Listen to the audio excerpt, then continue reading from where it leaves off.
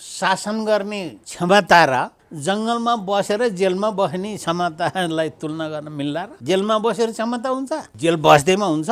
चोर पनि त बस्या हुन्छ नि त, जेल ज्यानमारा पनि बस्या हुन्छ अरे जेलमा, के त्यसले क्वालिफिकेसन हुन्छ? त्यत्रो योगदान गरेको, त्यत्रो जेलमा परेर बसेको मान्छेको सुझबुझ सुदबुद्धि परिवर्तन आउँदैन भनेको लागि जेल बस्नु छ र? 16-17 हजार नेपालीहरूका छोराछोरी मारिएका कुराहरूले त अहिले त राज्य त धेरै राम्रो छलाङ मार्न पर्ने होइन र? परिवारहरूलाई जागिर दिन, परिवारहरूको समृद्धिका लागि, सम्पन्नताका लागि नेपाली त्यसमा पनि गरिबका छोराछोरीले बलिदान गरे त। यो देशको निर्माणमा, यो देशको स्थापनामा लामो समयको शासनकालमा राजतन्त्रको पनि भूमिका त हो त। के त्यसलाई सम्पूर्ण कुरा डिलिट गर्न मिल्ला त? राजाहरूले जो गरेको जति हिक्मत अहिलेको पार्टीले गर्लान्? सोध्नुहोस् त वरिष्ठ ती पार्टीका नेताहरूलाई। राजा वीरेन्द्रले 2036 सालमा जनमतसँग घोषणा गर्नु चान्चुन कुरा होला? अहिलेको दलहरूले लौ त गर्नुहोस् त, कुनै पनि इस्युमा जन्मसङ्ग्रह घोषणा गराएर देखाउन भन्नुहोस् त। त्यो लुते त्यो पदमा जानेको, खुर्सीमा बस्नको जानेको लागि 4 वर्षको समयमा कमाउनको लागि बारम्बार दोहोऱ्याएर प्रधानमन्त्री खानको लागि, नेपाली जनतालाई विचलित गर्नको लागि यही हो आन्दोलन। व्यभिचारी गर्ने, जनतालाई धोका दिने, जनतालाई मार्नेहरूको टाउको काटिएको छैन। आन्दोलन गर्न जान्छौँ भने टाउको फुटा, पहिला आफैलाई फुटाउनु पर्यो। यिनको टाउको फुटाउने मान्छे शासकको अनुपस्थितिले, उदय नहुनाका कारणले यस्ता छाडा कुराहरू गरिएको। छोराको उत्पत्ति पारस मार्काकै छोरा हो, उहाँको छोरा पनि प्रकाश। पारस अनि पले सायद नक्षत्रले अथवा राशिले एउटै परेर हो कि के हो, प्रचण्डजीले टाउको फोर्ने अथवा फोरिदिन्छु अनि सत्ता पाइएन भन्ने कुरातिर बडा चर्चा गर्नुहुन्छ बा। यो संविधान नेपालको the worst and the best and the last हो। सबभन्दा गुज्रेको संविधान हो, सबैभन्दा राम्रो हो, सबैभन्दा अन्तिम हो। 5000 मान्छेलाई मारेको जिम्मेवारी म लिन्छु भन्ने प्रचण्डलाई जेल पुर्याउनु पर्ने थियो। पर्यो नि त, परेन? बल्ल यस्ता तत्त्वहरूलाई राज्यले कारबाही गरेपछि बल्ल अलिकति देशमा भ्रष्टाचार रोकिन्छ, यो यो अराजकता रोकिन्छ। अहिले अराजकता उन्मुख छौँ हामी, यो देश अराजकतामा फसिएको छ। मान्छेको कुरा गर्नुहुन्छ, ओलीले किन त्यो उनीसित साँठगाँठ गरे? यस्तो अध्ययनै नभइकन यति क्षणिक स्वार्थमा उहाँहरूलाई लुप्त भएर किन उहाँले एकीकरण गर्ने प्रयासमा त्यस्ता व्यक्तिलाई ल्याउनु भयो? एकले अर्काको भुँडी फोराफोर छाराष्ट गरेर को के रहेछ भन्ने हामीलाई थाहा थिएन होला, नेपाली जनतालाई थाहा थिएन होला। अझ योभन्दा गम्भीर कुरा होला नि त, भित्रभित्र अझ आउँदैछन् होला बल्ल। All are testify this guys are, उहाँहरू सबै टेस्टिफाई भइसकेका कुराहरूलाई नल्याउनुहोस्। हाम्रो पल्लामा सत्ता आउँदैछ भन्ने कुरा ढुक्क हुनुहुन्छ। अहिलेको डिजाइन त अलिक गम्भीर छ त, त्यो डिजाइनभित्रकै कुरा हो यो। भारतले पहिलो चाहना के छ त भन्दा भारतलाई नेपाल एउटा हिन्दू राज्य रहोस् भन्ने। सोल्टी ओडेन भात खान जाने हाम्रो प्रधानमन्त्री हो, थाल बोकेर साँगु र गल्लीमा हात्ती छिर्न लाछ, ढ्याम मार्ने बेला यही हो। राम्रो स्याबासी काम भन्छु। ओलीले के काम गर्यो भने जब भारतले नाकाबन्दी गरिसक्यो 2-3टा काम त राम्रो गर्ने, उत्तरतिर नाका खोल्ने काम गरिदिए, हारे पनि आएर मन्त्री बन्न पाइने अनि आफ्नो छोरी नातापाता सबैलाई चाहिँ संसद बनाउन पाइने। त्यो राजतन्त्रले पनि हिजो राम्रो गरेको भए किन यसरी विसर्जन हुन्थ्यो र, परिवार विनाश भएर नासिन्थ्यो र? त्यो भित्र पनि त केही कमी कमजोरी त पक्कै छ नि त। तिनलाई लाज शरम घिन केही पनि छैन, राइट रङ छुट्याउने विवेक पनि छैन। जापानमा एउटा ट्याक्स नतिरेको कुरालाई लिएर प्रधानमन्त्री फायर हुन्छ, यहाँ त अरब बेरोजी भए पनि चलिरहेको छ। संसद पुनर्स्थापना नभएको खण्डमा म लाखौँ जनतालाई सडकमा ल्याउँछु र हिंसात्मक आन्दोलन गर्छु भनेर प्रचण्डले भनेका छन्। यो चाहिँ सफल होला कि नहोला? यो एकछिन भन्ने कथा हुन्, यो चाहिँ विचार गर्दा धेरै गम्भीर अवस्था छ। जनता त्यतै बेवकुफ रहे भेडै रहेछन् भने धाउलान् मर्लान्। यो नेपाल कम्युनिस्ट पार्टीका 2टा फ्याक्सन्सको नग्नता हो। प्रचण्डसँग मान्छे छैनन्, नेपाली नागरिक छैन। प्रचण्डसित धेरै मान्छे हो, उहाँ किन हार्नुभयो त नि? यिनीहरू अस्ति भुँडी फोराफोर गरेन होइनन् र, ढ्वाङ साटेर त निर्वाचित भएको होइन भन्ने एउटाले, तेरो छोरीलाई मतपत्र च्यातेर जिताएको होइन भन्ने अर्को गरेनन् र। अनि निष्पक्ष चुनाव भयो भने कसैले लगेर जनार्दनले लगेर रुकुम पश्चिमतिरबाट जिताए, रुकुममा लगेर जिताए भने सम्भव होला। रोल्पामा लगेर हाम्रो वर्षमान पुनले जिताए भने जित्लान्, होइन कहाँबाट जित्नुहुन्छ उहाँहरूले?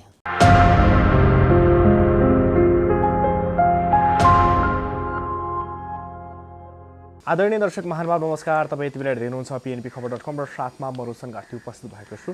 आज हामीसँग कुराकानी गर्नको लागि राजनीतिक विश्लेषक डाक्टर प्रेम शर्मा हुनुहुन्छ। नमस्कार, स्वागत छ। नमस्कार। प्रधानमन्त्री केपी शर्मा ओलीले संसद विघटन गरे र अहिले चाहिँ त्यो के फैसला आउने भनेर सर्वोच्चमा विचारधीन छ। यो बिचमा चाहिँ एउटा नौलो घटना देखियो। प्रधानमन्त्री केपी शर्मा ओलीलाई राजसंस्थाप्रति आस्था राख्ने राजावादी वकिलहरूले साथ दिए नि, कसरी लिन सकिन्छ यसलाई? पहिलो कुरा त यहाँले यो अदालतमा बहसको क्रममा भएको समयभित्रका कुराहरू अतिरञ्जित गर्नु त्यति उपयुक्त हुँदैन, किनभने स्वतन्त्र न्यायपालिकाको अधिकार क्षेत्रभित्र हामीले चर्चा परिचर्चा गर्नु त्यति उपयुक्त समसामयिक पनि हुँदैन। त्यो अब के रह्यो कसो रह्यो भन्ने कुराहरू हामीले छामछुम गर्ने कुरा हो। तर तपाईँले एउटा कुरा खासै के ल्याउनु भयो भने केपी शर्मा ओलीलाई राजतन्त्र समर्थक गर्ने केही वकिलहरूले अथवा पैरवी गर्न थाले भन्ने कुरा गर्नुभयो नि। नेपालमा जब यो 46 सालको आन्दोलनपछि बौद्धले प्रजातन्त्रको पुनर्स्थापना भयो, त्यसपछि संयमतापूर्वक समावेशितापूर्वक एउटा कुरा के भएको थियो त भन्दा संवैधानिक राजतन्त्रात्मक बौद्धले व्यवस्था स्थापना भएको थियो होइन, त्यो 47 सालमा। अनि त्यही अनुरूप राज्य व्यवस्था अगाडि बढिरहेको हो र राज्य सञ्चालकहरू अथवा तत्कालीन समयमा नेपाली काङ्ग्रेस र नेकपा एमाले अग्रपङ्क्तिमा भएका दलहरूको कार्यशैली, उहाँहरूको क्षमताको अभावका कारण उहाँहरूले 5 वर्ष अथवा 4 वर्ष भोग गर्नै पनि सक्नु भएन। त्यसपछि संसद विघटन गर्दै चुनाव गर्दै अगाडि बढ्नुभयो। 14 वर्ष जेलमा बसेर आएको प्रधानमन्त्री केपी शर्मा ओली र 10 वर्ष जनयुद्ध हाँकेर आएको प्रचण्डहरू पनि क्षमतामा कम छन्, त्यो शङ्का गर्न सकिन्छ? तपाईँले यो कुरा शासन गर्ने क्षमता र जङ्गलमा बसेर जेलमा बस्ने क्षमतालाई तुलना गर्न मिल्ला र? जेलमा बसेर क्षमता हुन्छ? नेपाली काङ्ग्रेसले योग्यताको सर्टिफिकेट जस्तो मान्दछ। यति वर्ष जेल बसेको भने के जेल बस्दैमा हुन्छ? चोर पनि त बसिया हुन्छ नि त जेल, ज्यानमारा पनि बसिया हुन्छ अरे जेलमा। के त्यसले क्वालिफिकेसन हुन्छ? जेलमा बस्दैमा सारा कुरा अवधारणा भइसक्छ र साक्षात्कार भइसक्छ। के राजनीतिक परिवर्तनको लागि त त्यो महत्त्वपूर्ण भूमिका रह्यो नि। होइन, भूमिका रह्यो। एउटा के को भूमिका? त्यत्रो योगदान गरेको, त्यत्रो जेलमा परेर बसेको मान्छेको सुझबुझ सुदबुद्धि परिवर्तन आउँदैन भने के को लागि जेल बस्नु सर? त्यसो भने अझ गम्भीर कुरा उठाउनुहोस् न। 16-17 हजार नेपालीहरूका छोराछोरी मारिएका कुराहरूले त अहिले त राज्य त धेरै राम्रो छलाङ मार्न पर्ने होइन र?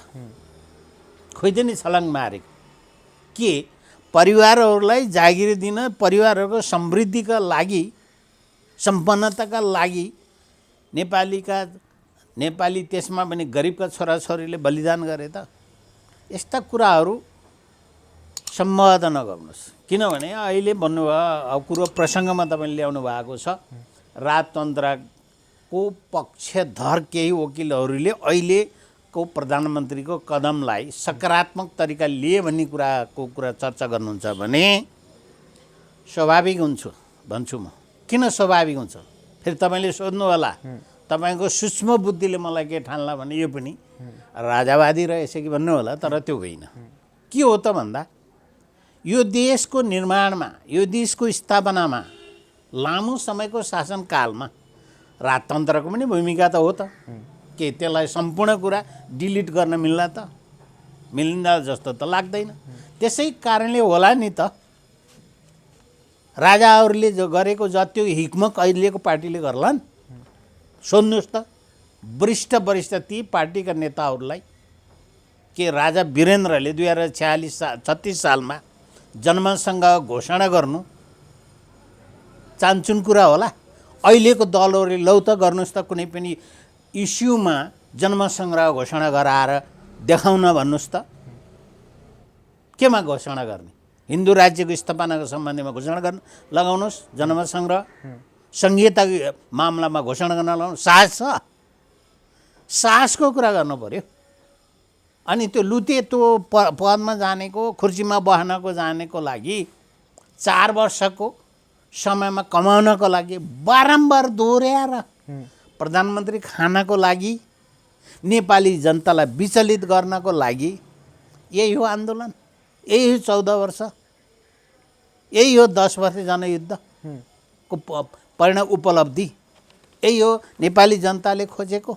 जुन व्यवस्थाको लागि हामी जनआन्दोलन गऱ्यौँ, 10 वर्ष जनयुद्ध व्यवस्था त ल्याउनु भयो त। व्यवस्था बचाउनको लागि चाहिँ हामी एकपटक फेरि आन्दोलनमा आउनुपर्ने बेला भएको छ। बचाउनु भयो, अब शाकाहारी आन्दोलनले केही हुनेवाला छैन, अब टाउको फुटाउन तयार, हिजो पनि मर्न हिँडेको अझै पनि मर्न तयार भनेर प्रचण्डज्यूले खुल्ला अभिव्यक्ति दिनु भइसक्यो। उहाँका कार्यकर्ताले निर्देशन दिइसक्नु भयो। विडम्बना के भएको छ भने नेपालमा व्यभिचारी गर्ने, जनतालाई धोका दिने, जनतालाई मार्नेहरूको टाउको काटिएको छैन।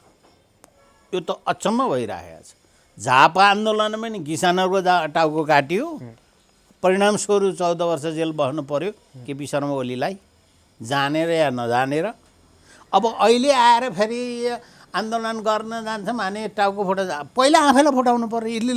यिनको टाउको फुटाउने मान्छे शासकको अनुपस्थितिले, उदय नहुनाका कारणले यस्ता छाडा कुराहरू गरिएको।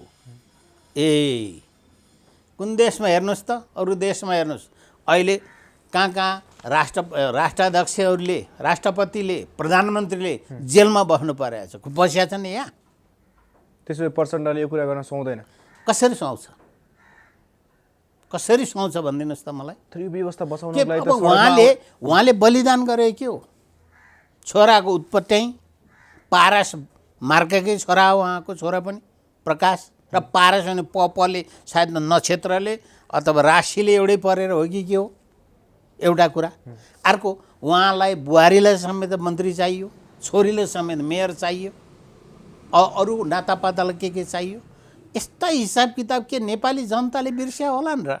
नेपाली जनताले राखेका छैनन् होला र? पश्चाताप मित्र, नेपाली जनताले इतिहास छिटो बिर्सिन्छन् नि। बिर्सन्छन्, यो त मैले भनेको सत्य नै हो। हामी सबै कुरालाई माफी दिन्छौँ, बिर्सन्छौँ, तर हामीले इतिहास कोट्याएर हेर्दैनौँ र कसले के काम गर्यो भन्ने कुरालाई हामीले नजरअन्दाज गर्छौँ। जस्तै अहिले पुस 27 गते राष्ट्र निर्माता पृथ्वीनारायण शाहलाई सम्झने कुरा पनि छोडियो, तर अनौपचारिक रूपबाट हेर्नुहोस् त सहभागी भएको छ नि, स्वतःस्फूर्त तरिकाले सहभागी भएको छ नि त। त्यो मनाउने कुरा यही कम्युनिस्ट 14 वर्ष जेलमा बस्नेकै प्रमुख एकजना पूर्व मन्त्री नै आयोजक समितिको अध्यक्ष थिए, जसले अहिले राजनीति सन्यास लिए। किन बित्तिसमा आएर सन्यास लिए? कोट्याउनुहोस् त, मोहनदास प्रसिद्धलाई गएर सोध्नुहोस् किन उहाँले छोड्नुभयो नेकपा, अथवा नेकपा एमाले किन छोड्नुभयो, अनि त्यो पृथ्वीनारायण शाहको जन्म जयन्ती मनाउने अध्यक्ष किन बन्नुभयो, आज किन सन्यास लिनुभयो? सोध्नुहोस् न, कारण के होला? तपाईँले यस्ता कुरा खोज्नुहुन्न। प्रचण्डजीले टाउको फोर्ने, अन्त फोरिदिन्छु अनि सत्ता पाइएन भन्ने कुरातिर बडा चर्चा गर्नुहुन्छ बा। यो कुनै तुक हो? यसले न नेपाललाई न नेपालीलाई हित गर्ने काम गरिरहेछ भने तपाईँले यस्ता कुराको पछाडि किन लाग्नुहुन्छ? मेरो प्रश्न तपाईँहरूप्रति। त्यसै कारणले यस्ता कुरा नगर्नुहोस्। त्यसै कारणले हिन्दू राज्यको विषयमा वकालत बहस पैरवी गर्नेले साथ दिए होलान्, अथवा पक्षमा बोले भने सकारात्मक तरिकाले बोले भने बोल्दैमा के सबै कुरो प्राप्त हुन्छ र? अझ कसैले त राजतन्त्र पुनर्स्थापना गर्नेको क्षेत्रमा काम गर्ने केही विद्वान तपाईँहरूले लिएको अन्तर्वार्ताको कुरा देखाउँछु मैले। के भनिरहेका हुन्छन् तपाईँका विशेषज्ञहरूले? यो संविधान जलाउनु पर्छ भनेर भन्नुहुन्छ होइन? अनि जलाउनु पर्छ भने के को बहस त? यो संविधानभित्र कुरा गर्ने भने त्यो संविधानका कमी कमजोरी भन्नु पर्यो। यो संविधानभित्र भएका त्रुटि के हो भनेर औल्याउनु पर्यो। यो संविधान जलाउने रे, अनि जलाउने संविधानभित्र के को बहस गर्ने? संविधानभित्र नै जब केही चिजहरू छैन, त्यो मिलेको छैन भनेर भन्नुको अर्थ के? जलाउने मान्छेले संविधानको के वकालत गर्ने? जबकि यो संविधानको भित्र बसेको संरचना काम छ। एउटा कुरा मित्रहरू, श्रोताहरू, दर्शकहरू हेक्का राख्नुहोस्, यो संविधान नेपालको the worst and the best and the last हो। सबभन्दा गुज्रेको संविधान हो, सबैभन्दा राम्रो हो, सबैभन्दा अन्तिम हो। अब यस्तो संविधान बन्नेवाला नेपालमा कुनै प्रावधान, त्यस्तो सम्भावना, त्यस्ता माध्यम छ जस्तो मलाई लाग्दैन। छ भने भन्नु होला तपाईँले नि, खोज्नुहोस्, सोध्नुहोस्। तर हिजोसम्म त्यही तपाईँले यो पनि सोध्नुहोस्, म त्यो भन्दा छु, संविधान विज्ञ बनाउँदाहरूलाई सोध्नुहोस् कि अबको संविधान कसरी बन्दा ठिक हुन्छ र राम्रो हुन्छ भनी सोध्नुहोस् न। यो संविधानले किन अङ्कुश लाउन सकेन? यस्ता छाडा नेताहरूलाई किन बाँध्न सकेन? त्रुटि गर्ने, आफ्नो स्वार्थ उन्मुख किसिमको संविधान निर्माण गर्ने, संसदीय प्रजातान्त्रिक प्रणालीमा अभ्यासमा प्रधानमन्त्रीको एउटा नैसर्गिक अधिकार त नभन प्रायोरिटी अधिकार के हुनुपर्छ भने संसद विघटन गर्ने अधिकार हुन्छ। त्यसो भए 5000 मान्छेलाई मारेको जिम्मेवारी म लिन्छु भन्ने प्रचण्डलाई जेल पुर्याउनु पर्ने थियो। अनि पर्यो नि त, परेन? बल्ल यस्ता यस्ता तत्त्वहरूलाई राज्यले कारबाही गरेपछि बल्ल अलिकति देशमा भ्रष्टाचार रोकिन्छ, यो यो अराजकता रोकिन्छ। अहिले अराजकता उन्मुख छौँ हामी, यो देश अराजकतामा फसिएको छ। बाबुराम भट्टराईले पनि 20 अर्ब रुपियाँ भ्रष्टाचार गरेको भनेर आरोप लगाएका थिए। त्यसै गरी मोहन वैद्यले पनि छोडेर जाने बेला 3 अर्ब 16 करोड रुपियाँ चाहिँ भ्रष्टाचार गरेको छन् भनेर आरोप लगाएका थिए। उनको व्यक्तिगत बेरोजगारी मात्रै 16 अर्ब पुगेको छ। अनि त कसले गर्ने? यसको छानबिन, यसप्रतिको कारबाही, यसको भागीदार को हो नि? यस्तो छाडातन्त्रलाई भनिन्छ एनार्किजम अङ्ग्रेजी भाषामा, नेपाली भाषामा अराजकतावाद। वादै हो यो पनि। वाद भने ठग्ने पनि वाद हो कि, माफियावाद भन्ने छ नि, इटालीबाट सुरु भएको, त्यस्तै जस्तो यहाँ चाहिँ अब अर्को वाद पनि छ। के अरे यो भने के भन्छन्, यो दलाल बिचौलिया वाद भइसकेको छ। अब हामी 3टा वादभित्र छौँ, अराजकतावाद, बिचौलियावाद, नातावाद, कृपावाद। कृपा त नभन्, नातावादै छ। यहाँ वादै-वादमा हाम्रो नेपाल अहिले अगाडि गइरहेको छ। अनि यस्ता कुरामा हामी किन छलफल गरौँ र? छलफलै बन्द गरौँ जस्तो लाग्छ मलाई। नयाँ कुरा सोध्नुहोस् न। तर प्रचण्डको राजनीतिमा त रगतै रगत छ। उनले भ्रष्टाचार गरेको छन् भनेर आम नेपाली सबलाई छड्लङ्ग छ। ओलीलाई थाहा थिएन लागेर मान्छेहरू किन जान्छन्? होइन, मान्छेको कुरा गर्नुहुन्छ, ओलीले किन त्यो उनीसित साँठगाँठ गरे? यस्तो अध्ययनै नभइकन यति क्षणिक स्वार्थमा उहाँहरूलाई लुप्त भएर किन उहाँले एकीकरण गर्ने प्रयासमा त्यस्ता व्यक्तिलाई ल्याउनु भयो? उहाँ त आफै सकिँदै हुनुहुन्थ्यो त। 10 वर्ष द्वन्द्वले कुनै निकास नपाइसक्यो कम्प्रोमाइजमा, होइन? शान्ति प्रयासमा आएर सत्तामा प्रयास भयो। सत्तामा आइसक्यो, पहिलो चुनावको निर्णय, ल ठिकै छ त नि, देखाउ त तिम्रो कमाल। तर हरकत देखाऊ भनेर नेपाली जनताले 50% भोट अथवा सांसद माओवादीलाई दिएकै हो, होइन? प्रत्यक्ष निर्वाचनमा 50% दिएको हो नि त। 240 120 दिएको, खोइ त नि। काम गर्ने शैली खोइ त, ढङ्ग खोइ, अवसर प्राप्त नभएको नै हो। बाबुरामजीले पनि प्रधानमन्त्री पाउनु भएकै हो। उहाँमाथि तपाईँहरूलाई यदि भ्रम छ भने, प्रचण्डजीले प्रधानमन्त्री पाउनु भयो, तपाईँ उहाँपट्टि भ्रम छ भने, र अहिले एकले अर्काको भुँडी फोराफोर छारास्ट गरेर को के रहेछ भन्ने हामीलाई थाहा थिएन होला, नेपाली जनतालाई थाहा थिएन होला। कसले के गरेका थिए? अझ योभन्दा गम्भीर कुरा होला नि त। भित्रभित्र अझ आउँदैछन् होला बल्ल। यो त पोको फुकाइएको मात्रै छ, भित्र खोरेर हेरिया छैन होला। प्रचण्डको दुबईमा 41 अर्ब पैसा छ। त्यो पैसालाई सेफ ल्यान्डिङ गर्नको लागि चाहिँ उनी 6 महिना भए पनि प्रधानमन्त्री बन्नुपर्छ भन्ने कुरा आइरहेछ।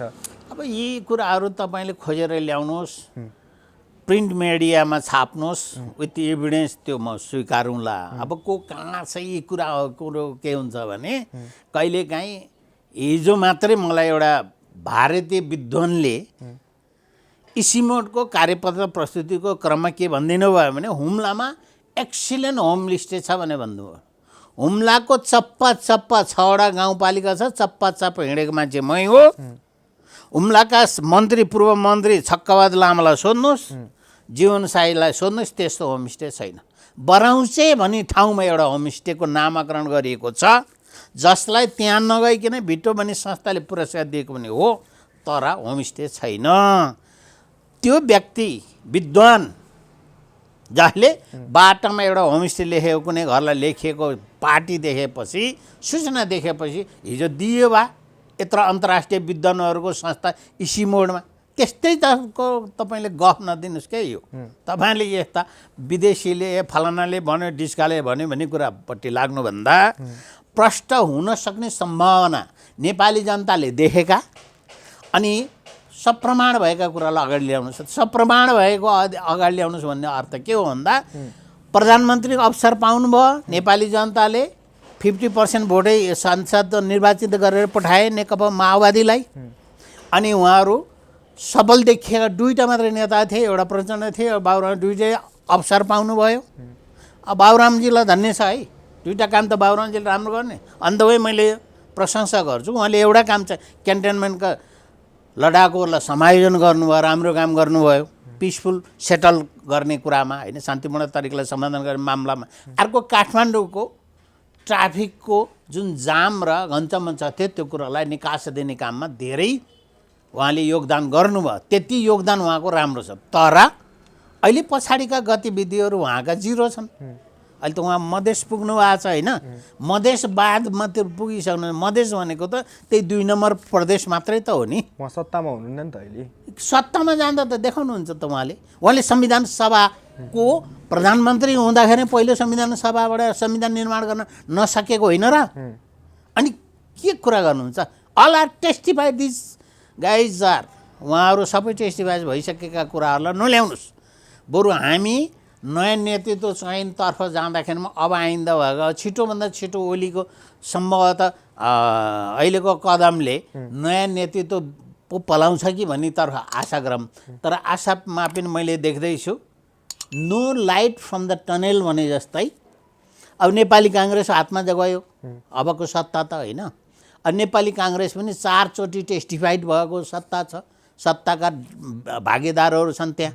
तिनले पाउने हो प्रधानमन्त्री त, 5औं पटक पुर्याउने हो कि शेरबहादुर देउवाजीले होइन। त्यसमा यस्तो अवस्थामा गुजिराखेका पार्टीहरूको अगाडि तपाईँहरूलाई त मजा भएको छ, यता कोट्याउँदा उता कोट्याउँदा। कसले के गर्छ, भट्टे सराप गरिदियो भने दर्शकहरूले अथवा श्रोताहरूले सुन्छन् भन्ने कुरालाई त मलाई मसला भएको छ, तर देशमा त तमासा भएको छ, हो कि होइन?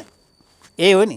अदालतका विषयमा धेरै नकोट्याउनुहोस्, किन अदालतको व्यभिचारी गरेछ भने पनि अब अदालतमा पनि नेपाली नै छन् फेरि होइन। यिनै नेताहरूले कता कहीँ छानेर न्याय परिषदले कतापय सिफारिस गरेर बनेका न्यायाधीशहरू हुनुहुन्छ। अब न्यायाधीशहरूको व्यक्तिगत चरित्रका विषयमा नकोट्याउँ, उहाँहरूमाथि विश्वास गरौँ। भगवान भरोसे भन्ने तरह नेपालको न्यायपालिकाले जे फैसला गर्छ उही नेपाली काङ्ग्रेसको नेताले भने चाहिँ हामीलाई मान्ने हुन्छ। मान्ने कसरी हुन्छ? चुनावको तयारी पनि लगभग सक्यो नेपाल होइन, उहाँहरूलाई एकदम ढुक्क छ, चुनाव हुन्छ भन्ने कुरा ढुक्क छ।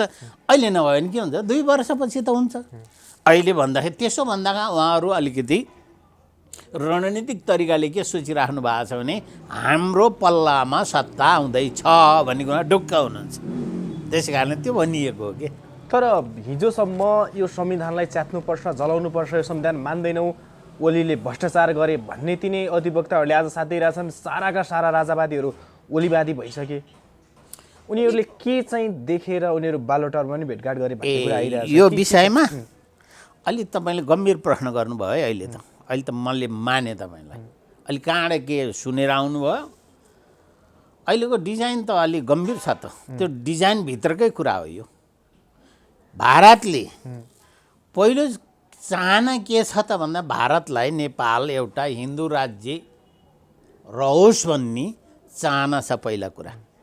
दोस्रो कुरो, नेपालको संविधान 2072 हिन्दू राज्य भन्ने शब्द परिदिए हुँदो भन्ने प्रयास गरिएको पनि हो। नाम नलिउँ, किनभने कसैको व्यक्तिगत कुरामा त्यस्तो लागि प्रयास भएको थियो। तर यहाँ डलर र युरोपियन युरोले अलिकति भूमिका खेलेको कारणले त्यहाँ त्यता गयो। तपाईँलाई थाहा छ नि, सोल्टी होटेन भात खान जाने हाम्रो प्रधानमन्त्री हो थाल बोकेर, होइन? क्रिस्चियनिटीको भेला, अन्तर्राष्ट्रिय भेला हुँदाखेरि थाल बोकेर जाने त प्रधानमन्त्री छन् यहाँका, होइन? उद्घाटन गर्नेदेखि को गए अब त तपाईँले भन्नु पर्दैन होला। त्यति त अब थोरै आधी दर्जन प्रधानमन्त्री भएको देशमा के ठुलो कुरो हो र? त्यसो हुँदा यस्ता पछाडि एउटा चिज छ, रहस्य छ। र अहिले हात्तीलाई ढ्याम मार्ने, अहिले साँगुरो गल्लीमा हात्ती छिर्न लागेछ, ढ्याम मार्ने बेला यही हो। हात्ती त थियो त कुनै बेला नेपालमा, अथवा ओली पनि त हिजो भारत विरोधी जस्तो देखिन्थेन। भारतले गरेको व्यवहारको रक्षामा अथवा नाकाबन्दीमा उहाँले अडान लिएर बसिया थिए नि त। यही संविधानलाई नमान्ने तत्त्वको समर्थनमा इन्डाइरेक्टली, अप्रत्यक्ष तरिकाले सहयोग गरेको भारतको विरुद्धमा ओली उभिएका थिए। अनि अर्को काम बदमास होइन, राम्रो स्याबासी काम भन्छु। ओलीले के काम गर्यो भने जब भारतले नाकाबन्दी गरिसक्यो 2-3टा काम त राम्रो गर्ने, उत्तरतिर नाका खोल्ने काम गरिदिए। राजा महेन्द्रको जस्तै जस्तै कदम हो उनको। फेरि भारततिर मात्रै हाम्रो ढोका थियो नि त, पछाडि चाइनातिर ढोका खोलिदिने। अब नाकाहरू भएसम्म हाम्रा नाकाहरू त्यता खोल्नेतर्फ पहल गरे। अनि त्यता एउटा यो पेट्रोलियम पदार्थहरू ल्याउनेतर्फ पनि गए। अनि रेल सेल ल्याउनेका यस्ता कुरा पनि भइसके। अनि अब चाइनाको रणनीति, साउथ एसियाको रणनीतिमा पनि अलिकति सकारात्मक भूमिका देखे। यता एमसिसीले फेरि अर्को एउटा छिर्के मारिसकेका थियो नेपाली काङ्ग्रेसको सरकारको समयमा। त्यसलाई फेरि आफ्नो पक्षमा, आफ्नो सत्ता टिकाउने पक्षमा त्यसलाई कसरी प्रयोग गर्न सकिन्छ भन्ने कुरामा एउटा अवसर खोजिरहेका थिए। त्यसैले अहिले भारतले के चाहिरहेछ भन्दाखेरि कता कता नेपालको अस्थिरतालाई त उसले निमिट्यान पार्ने कुरामा छैन, आफ्नो स्वार्थ उन्मुख लैजाने कुरामा विगतको इतिहासदेखि गर्दै आएका जुनसुकै चाहे त्यहाँ भारतीय काङ्ग्रेस होस् वा त्यहाँ भाजपा होस्, जुनसुकै दलको सरकार अथवा प्रधानमन्त्री भए पनि नेपालको हितमा भन्दा पनि आफ्नो हितका कुरा स्वाभाविक गर्छ त्यसले। त्यसमध्येमा अहिलेको अस्त्र भनेको मोदी सरकार। मोदीजी हिन्दू हुनुहुन्छ। मोदीजी एउटा आइडी राख्न चाहनुहुन्छ। अनि त्यसै कारणले सम्भवतः अहिले अलिकति मौका पर्यो भने अहिले अदालतले केही सोचेभन्दा विपरीत किसिमको फैसला गर्यो भने सायद कम्बिनेसन यहाँ एउटा गठबन्धन हुन्छ कि अपवित्र गठबन्धन हुन्छ। त्यो अपवित्र गठबन्धन भनेको कस्तो हो त भन्दा मिल्दै नमिल्ने, केमिकलै नमिल्ने, केमिकल नमिल्ने हुन्छ कि जस्तै तपाईँले कागतीको जुस खानुभएको छ अथवा हट लेमन खानुभएको छ अनि एकछिनपछि 1 गिलास दुध खानुभयो भने भर्खरै बान्ता गर्नुहुन्छ। त्यस्तै बान्ता भएको छ यहाँ। भएको अर्थ के हो त भन्दा अब नेपाली काङ्ग्रेस गएर माओवादीसित मिल्छ, जसले कि माओवादीको टाउकाको मूल्य राखेका थिए, होइन? काङ्ग्रेसले राखे होइन र? अनि त्यहीसित सरकारमा सामेल हुन्छ, त्यसैलाई लिएर सरकार बनाउँछ। त्यस्तै अब यो 16,000 मान्छे मारेका दलसित केपी शर्मा ओलीले साँठगाँठ गर्नुहुन्छ फेरि, होइन? अनि अहिले आएर यो फसादमा नचिन्ने, कति पनि नचिन्ने त उहाँहरूले, चेतै नपस्ने। 10 वर्ष द्वन्द्वबाट पनि चेत पसेन, 14 वर्ष तपाईँले भने अनुसारको जेल बसेन, चेत पसेन भने यदि नचिनिकन साँठगाँठ किन हुन्छ? सैद्धान्तिक लडाइँ किन हुँदैन? दलीयता प्रणालीमा सैद्धान्तिक लडाइँ हुनुपर्छ र न्यूनतम त्यो शासन प्रणालीको मूल्य र मान्यता अङ्गीकार गर्नुपर्छ, पालन गर्नुपर्छ। यहाँ त के भइरहेछ भने त्यो पालन सालन छैन। मैले कुनै बेला गीत गाएको थिएँ, चिया सालको भट्टी पसलमा कति खाइयो रौसी, अनि कति भयो साउजी टोटल सोटल उता फाल्दै यता ल्याऊ बोतल भने जस्तै। अर्थात् ती कुरा सिद्धान्त उता फाला, कसरी म सत्तामा टिकौँ अथवा म कसरी प्रिभिलेज हुँ भन्ने कुरो बाहेक अहिलेका शासकहरूको पलतिर के आउँछ भोलि के आउँछ भन्ने कुराको सोच समेत छैन। त्यसै कारण हामी गुज्रेको अवस्था। अलिकति तलमाथि भयो भने राज संस्था फर्किने सम्भावना केही छ देखिन्छ? राज संस्था ठ्याक्कै पहिलाको राज संस्था आउँदैन। अब बरु एउटा कुरो के छैन, अबको के निकासा के संविधान 2047 सालको संविधान हो भनेर सोध्नु बाबा हुन्थ्यो होला, हुन सक्थ्यो। तर अहिलेको संविधान भने त उत्कृष्ट द बेस्ट भनेको छु मैले। किन भन्दा जनताको प्रतिनिधिबाट अनुमोदित, जनताको प्रतिनिधिबाट निर्मित संविधान हो नि त यो संविधान सभा। त्यो 7 सालदेखिको कमिटमेन्ट आयो 62-63 पछि आएर 72 सालमा सपना साकार भएकै हो हैन। त्यसै कारण यो संविधान बेस्ट त्यस अर्थमा भनेको जनताबाट भन्न त मजा छ नि त, जनताबाट निर्मित हो, जनताबाट अनुमोदित हो भनिएको छ नि त। 90% सांसदहरूले त्यसलाई अनुमोदन गरेको संविधान के अरे संविधान प्लस लिम्पियाधुराको काण्डमा त फेरि ती 10% च्यात्ने जलाउने तपाईँको शब्दमा वर्ग पनि आएर एक मत एकल भोइसबाट आवाजबाट यो संविधानमा अनुसूचीमा संशोधन गर्ने काम त भयो त। यो उपलब्धि होइन र भएछ त। त्यसो भन्दा यो संविधान अहिले बेस्ट त्यस अर्थमा भयो। वर्स्ट के अर्थमा छ भन्दा यो भित्र यो अहिलेको राज्य संरचनाभित्र हाम्रो नेपाललाई सुहाउँदो किसिमका प्रोभिजनहरू छैनन्। एक नम्बरमा तपाईँलाई म भन्छु, दर्शकहरूलाई भन्छु, श्रोताहरूलाई भन्छु, मुख्य गरी कुरो के हो भने हाम्रो निर्वाचन प्रणाली उपयुक्त छैन, हामीलाई मिल्दो खालको छैन। यो कसलाई मिल्दो खालको छ भने शासकलाई मिल्दो खालको छ, नेपाली जनतालाई मिल्दो छैन, शासकलाई मिल्दो। किन?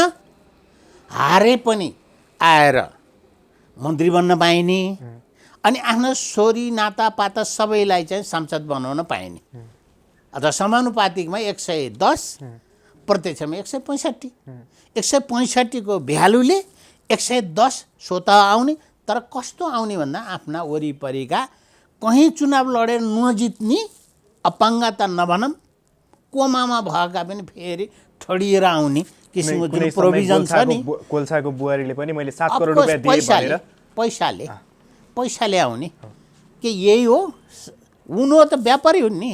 त्यो व्यापारीलाई भित्राउने भनेको अर्थ के हो त? पैसाको खेल त रहेछ। चुनावमा पैसाको खेल हुँदो रहेछ। अब पनि हुन्छ भन्ने कुरो त्यसले त देखायो त। अनि तिनै बुहारीले, गोल्छाको बुहारीले कुनै बेलामा एट्रिब्युट गरेकी होइन, आरोप लगाएकी होइन, मैले यति पैसा दिएर खोइदेन कारबाही। अराजकता होइन? कारबाही हुनुपर्छ पर्दैन? यस्ता बोल्नेलाई कारबाही हुनुपर्छ पर्दैन? केही पनि भएन, केही पनि हुँदैन। के हुन्छ र?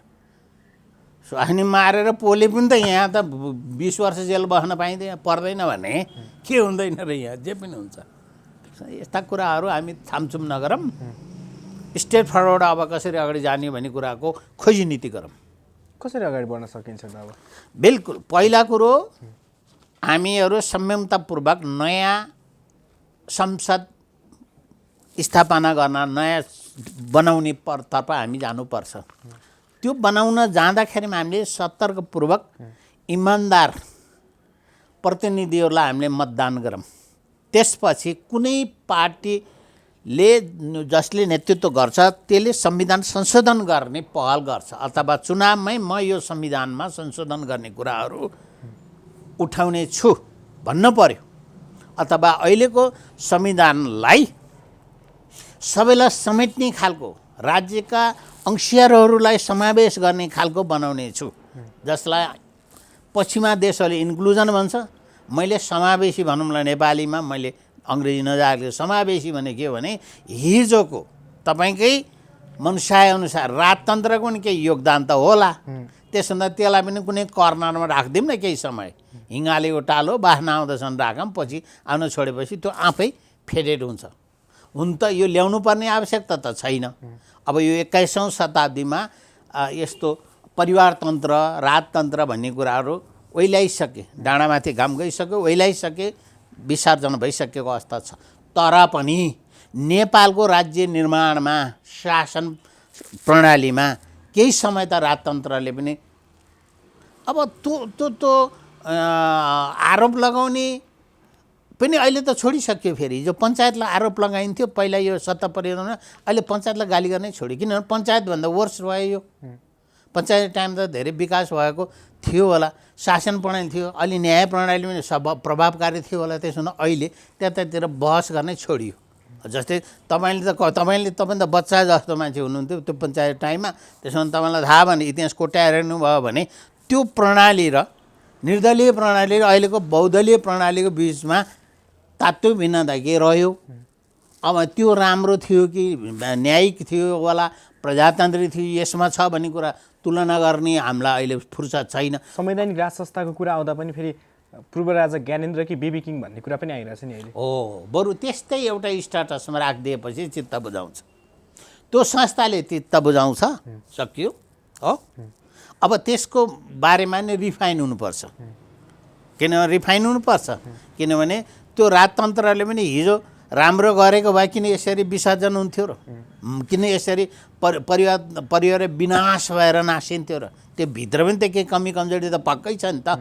भने यस्ता कुरामा छानबिन हुनुपर्ने, यस्ता कुरा रिफाइन हुनुपर्ने आवश्यकता छ।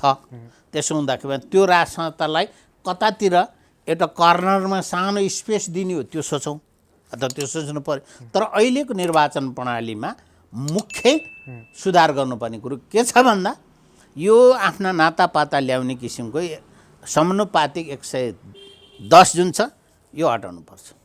क्षमता भएको मान्छे जनताको घर दैलोमा गएर प्रत्यक्ष साक्षात्कार गरेर निर्वाचित भइसकेपछि जवाबदेही हुने। तर 47 सालदेखि जुन अनुहारमा राजनीति घुमेको थियो अहिले पनि तिनै नै नेतृत्वमा छन्, तिनैमा राजनीति घुमिरहेछ। अब नयाँ जनता चाहिँ, नयाँ मान्छे चाहिँ कसरी आउला त? अनि म्याजिक सियर्स भइराखेको अवस्था के छ भने हाम्रो पार्टीभित्र, हाम्रा दलका संरचनाभित्र नेतृत्व हुर्काउने प्रणाली छैन, पद्धति छैन।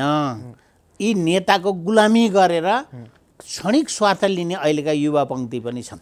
त्यसमा जतिसुकै गल्ती गरे पनि आज तपाईँले देख्नु भएको छैन, कार्यकर्ता त सडकमा लाछ नि त। हिजो 5 गतेभन्दा पहिला चाहिँ कोही सडकमा निस्किया थिएन। अहिले प्रभावकारिता तरिकाले निस्किया, जनता त निस्किया छैनन्, कार्यकर्ता त सडकमा छन् नि त। अहिले किन छन् भन्दा तिनलाई लाज शरम घिन केही पनि छैन, राइट रङ छुट्याउने विवेक पनि छैन। त्यसै कारणले लागिरहेछ।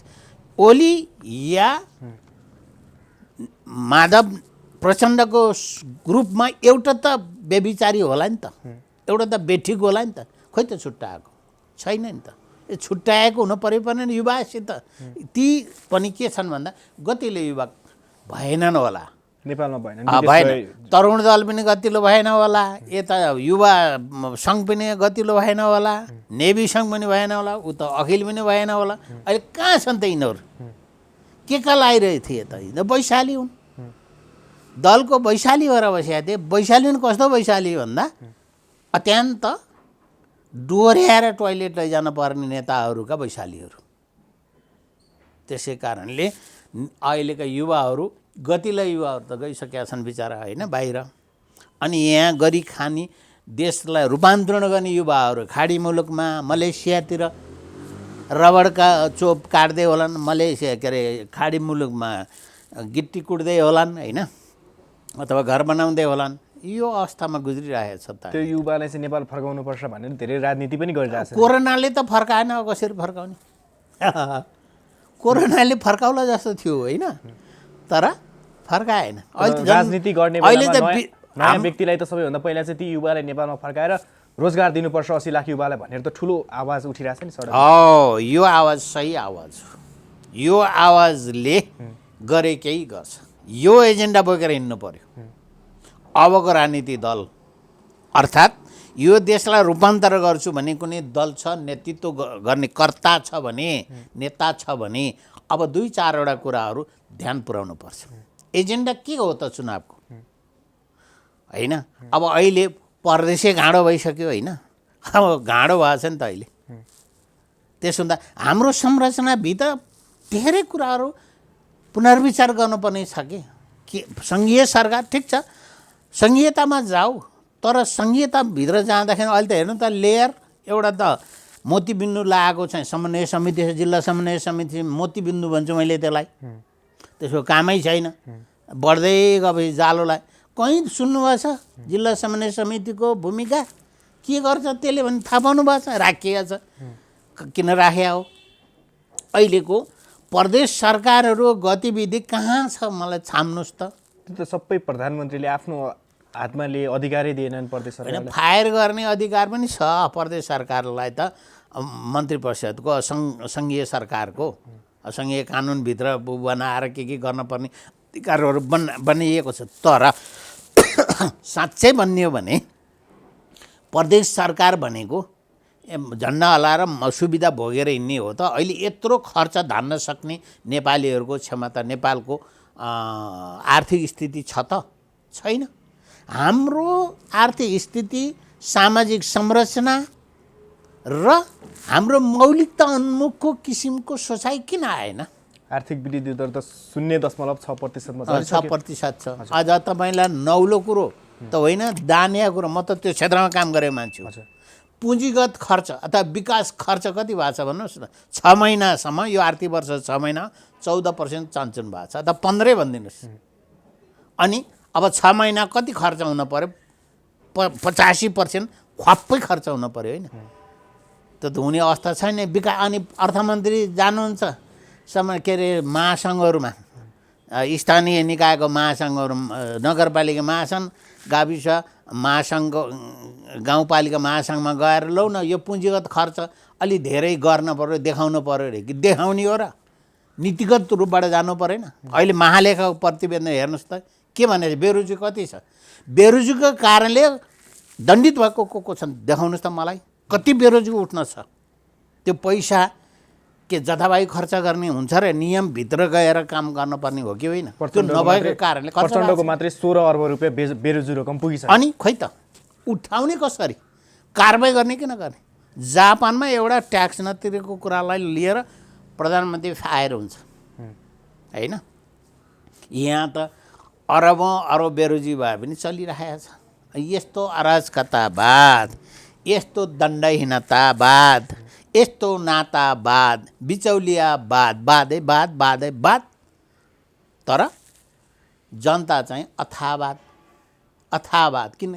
जनतालाई केही सरकार छैन, त्यसमा सडकमा जनता छैनन्। जनतालाई त बाध्यता छ। त्यो दिन सायद सानो घाँस हाल्छन्, त्यसपछि आएर भोट खसाल्छन्, जान्छन्। एउटा बेवकुफलाई भोट खसाले जानुभयो, केही पनि छैन। त्यसमा जनतामाथिको व्यभिचारी हो यो। चुनाव हुन्छ त? चुनाव हुन्छ नि, किन नहुने? मैले बडा चलाखी जवाब दिन्छु।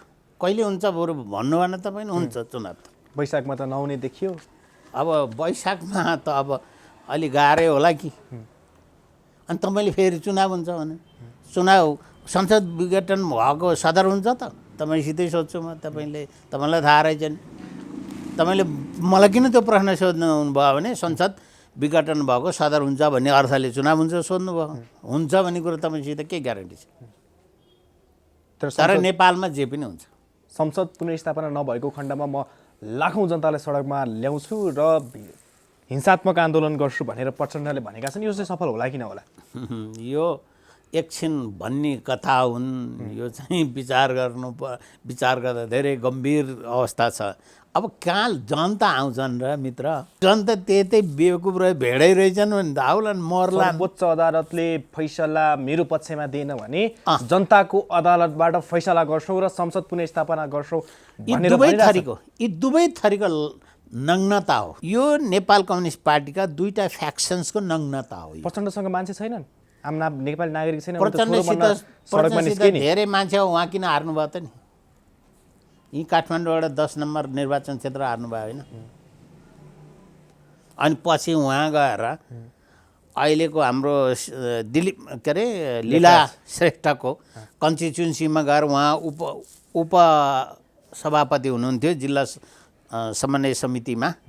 उहाँको क्षेत्रमा गएर अनि एमालेसित कम्प्रोमाइज गरेर यिनीहरू अस्ति भुँडी फराफर गरेन होइनन् र ढुवाङ साटेर त निर्वाचित भएको होइन भन्ने एउटाले, तेरो छोरीलाई मतपत्र च्यातेर जिताएको होइन भन्ने अर्को गरेनन् र। अनि के बाँकी छ र अब यस्ता कुरा गर्नुहुन्छ तपाईँले?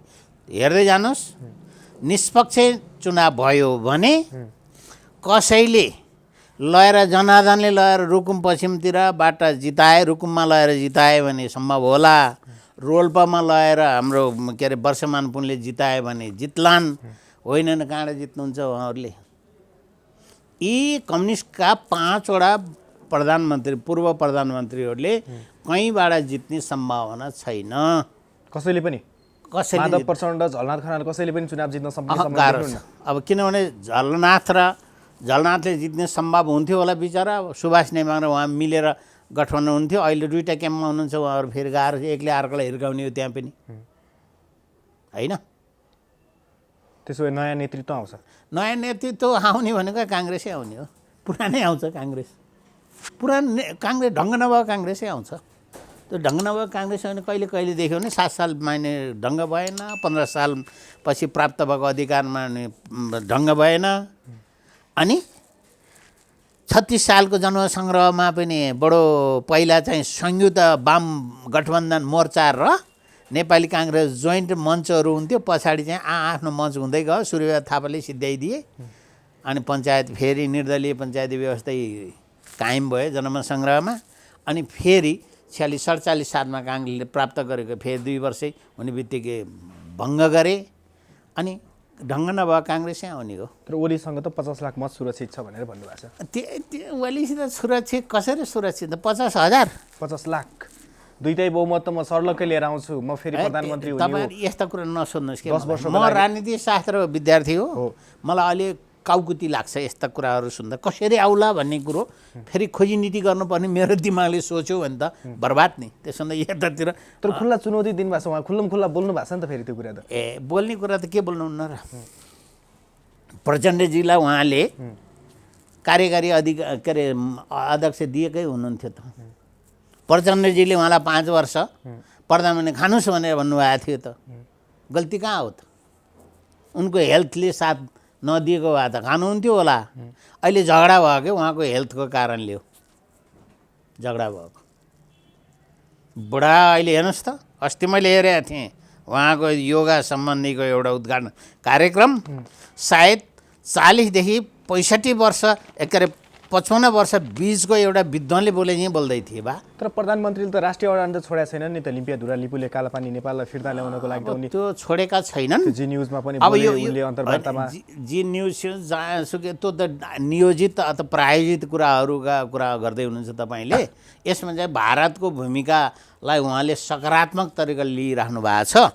यो भित्र घुसपैठ त्यही भएर उहाँले कन्फिडेन्टका साथ बोलिराख्नु भएको छ। त्यसो हुँदाखेरिमा सम्भावना छ कतै जित्नु होला। तर यतापट्टिकाले त 4-5 सिट त जित्छन् है, फालिदिए पनि जित्छन्। तर भारतमा परराष्ट्र मन्त्री प्रदीप गेवाली जानुभयो, उहाँले चाहिँ काम चलाउ सरकारसँग हामी यो विषयमा कुराकानी गर्दैनौँ भनेर। काम चलाऊ भने कहाँ भनेछ? मोदीले भेट्न मान्नु भएन। काम चलाऊ भनेर राष्ट्रपतिले भन्नुपर्छ। यिनले राजीनामा दिइसकेपछि अर्को चुनाव भएर अर्को सरकार नआउँदासम्म काम चलाऊ सरकार गर्नु भनेर राष्ट्रपतिले दिएपछि पो काम चलाऊ। यिनले त ठाडै चलाइरहेको छ। तर भारतले त मानेन नि। त्यो मानेको होइन कि अब एउटा के नेपालको कुनै अब परराष्ट्र मन्त्री गयो भने भेटिदिनुपर्छ भन्ने कुन ठुलो कुरो हो? कोशी ड्याममा पनि भारतले प्रधानमन्त्रीबाट हस्ताक्षर गराउन चाहन्छ भन्ने कुरा पनि आइरहेछ। अब त्यो चाहने कुरो त स्वाभाविक हुन्छ होइन। उनीहरूले आफ्नो पक्षमा राष्ट्रिय स्वार्थ राष्ट्रिय हितको पक्षमा उहाँले गर्नुहुन्छ, त्यो प्रयास हो। तर भारतको अहिले कोरोनाको यसो सङ्क्रमणको समयमा अन्य कुराहरूको व्यस्तताका समयमा एउटा नेपालको परराष्ट्र मन्त्री जाँदैमा अनि एयरपोर्टमा लिन आउनेदेखि एयरपोर्ट लिन पनि त आनन्द परराष्ट्र मन्त्रीलाई होइन र? हाम्रै राजदूतले लिन आउनुभएको थियो नि, निलम्बर आचार्यले लिन आउनुभयो होइन र? अलिक त्यस्ता कुरा पनि हेर्नु, प्रोटोकल मिलाएको छैन भन्ने कुरा त छैन नि त। सायद भारत हो परराष्ट्र मन्त्री नेपालमा यस्तै वार्ता गर्न आएको थियो भने प्रदीप गेवालीजी खुरुक्क त्रिभुवन अन्तर्राष्ट्रिय विमानस्थलमा गएर रिसिभ गर्नुहुन्थ्यो होला, न कि भारतको राजदूतले मात्रै गरेर हुँदैन थियो होला। भारतीय रक्षा मन्त्री राजनाथ सिंहलाई त परराष्ट्र मन्त्रीले नतमस्तक भएर ढोगे नि। अब त्यो कुन नौलो कुरो छ र? उही अस्ति तपाईँले भन्नुभयो जी न्युजको पत्रकारले सोध्दै थियो नि, बडे भाइ इन्डिया छोटे भाइ आप भनेर भने जस्तै यस्ता सोच भएका, यस्ता गतिविधि भएका, अहिले मैले सानो एउटा इक्जाम्पल दिएँ, भारतका विद्वान बनाउँदाले त त्यस्ता कुरा गर्छन्। उता मानसरोवर घुम्न जाँदाखेरि बाटामा देखेको साइनबोर्डको आधारबाट अद्भुत तरिकाको होमस्टे चलेको छ हुम्लामा भनेर भनिदिन्छन् भने अब तपाईँलाई कुनै नौलो कुरै छ। म त लिम्बी उपत्यका समेत घुमेको मान्छे हो हुम्लाको। 14 दिनसम्म हुम्लाको हिल्सादेखि कवाडी भन्ने बाजुराको सिमानासम्म 14 दिनसम्म पैदल हिँडेको मान्छे हो त। मलाई थाहा छैन र त्यहाँको कुरा। अब यो घटनाले कसलाई फाइदा पुर्यायो त ठ्याक्कै? भारतलाई र काङ्ग्रेसलाई अनि मधेसवादी दललाई प्रष्टै छ। अब केही सोध्नु छ? यस्तो एकदम सडकको अत्यन्त चिया पसलमा हुने गफका विषयमा मसित बहस नगरे हुन्छ, किनभने प्रष्टै फाइदा छ। भारतलाई फाइदा छ, किनभने उसको विरुद्धमा जुन एउटा धारमा ओली अगाडि बढिरहेका थिए, ओलीलाई ठ्याक्क नाका हिर्काएर तह लगाउने एउटा अवसर प्राप्त भयो। यतातिर नेपाली काङ्ग्रेसको कारण सुतिरहेको अवस्था थियो, प्रतिपक्ष भूमिकै निर्वाह गर्न नसकेर बसिरहेका थिए, फेरि छप्पड फार्के। अब ओली र प्रचण्डले दुईटैले हाम्रो उसमा आउनुहोस् तपाईँ हामी मिलेर गरौँ भनेको भन्दैछन्। अस्ति परिपक्व तरिकाको जवाब पनि दिए नि त शेरबहादुर देउवाले। तपाईँ शासन पनि गरिराख्नु भएको छ, तपाईँसित के को सहकार्य भने भन्नुको अर्थ के हो त भन्दा उहाँहरू फुटिसक्नु भएको पनि छैन होइन। विधिवत फुटेको कुरो त घोषणा भएको छैन नि, मन पो फुट्या छ त। यो मन पनि फुट्यो कि भन्ने एकछिन फुट्या जस्तो लाग्छ मलाई त। उहाँ यस्तो तरिकाले गाली गर्नुभएको छ कि कुनै रौँ पनि स्पेस नराखिकन बोल्दै हुनुहुन्छ दुवैतर्फ। यता पनि अब राजनीति गर्ने नेताले त संयमतापूर्वक थोरै बोले हुन्छ है। त्यसो हुँदा त्यो कल्चर पनि छैन उहाँहरू। पायो भने उहाँ एउटाले भन्दै स्मोक सेड भन्थ्यो क्या, धुवाँधार भाषण दिनुहुन्छ। अब भन्न तपाईँले भनेको तपाईँले यस्ता पानपाते कुरा लिएर आउनुभयो, तपाईँले मान्छे मार्छु भनेको छ, यहाँ रगतको खोलो बनाउँछु भन्दैछ, सडकमा यति मान्छे उहार्छु भने यस्ताको पुछार लार्नु हेर्नुहोस्। अलिक गम्भीरतापूर्वक तथ्य सत्य हेर्नुहोस्, उहाँहरूको चरित्र हेर्नुहोस्, नेपाली जनताको मन बुझ्नुहोस्, अनि उहाँहरूको विचार के छ भोइस हेर्नुहोस्। कहिलेकाहीँ यो कान्तिपुरले कसले ठाउँ ठाउँमा जनआवाज के भनेर सङ्कलन गरेर देखाउँछन्, कसरी बोल्छन् तिनीहरू। उहाँहरूमा जुन साक्षरता छ, उहाँहरू चेतना माथि छ, तर हाम्रो नेतामा त्यति पनि छैन चेतना। कुन चिजलाई कसरी जनताले हेरिराखेका छन् भन्ने कुरो त सबैलाई थाहा छ त। अबको स्थिति गम्भीर उन्मुख स्थिति हो। उहाँहरू अबको यो पछिको चुनावपछि सम्भवतः भल पानी सकिएपछि अनि किनारा लागा ढुङ्गा मुढाहरू जस्तो साइड लाएर बस्नुहुन्छ कि उपाय छैन। प्रचण्डले चुनाव जित्दैनन् भन्ने यहाँको जित्दैनन् मित्र। हस्, धन्यवाद, फेरि भेटौँला।